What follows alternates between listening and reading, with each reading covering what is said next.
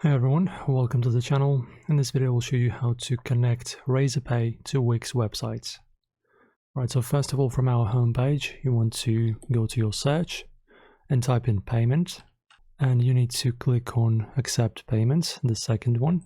Right, so in here the trick is, so Razorpay is a service that works only in India. As you can see on the website, there's India as a region, also Malaysia and Singapore. So in order for it to work and even appear in your payments section, you need to change your business location to India. So just click here in the search, type in Ind or the full country name, choose India, and then if you scroll down, or it's actually at the very top here, as you can see, is actually available for us. And if I change it, for example, Iceland, as you can see, it's no longer available. So just make sure to change it to India. Alright, so as you can see, I've changed it to India and now it appears once again. And of course, you want to go ahead and sign up for the account in Razorpay.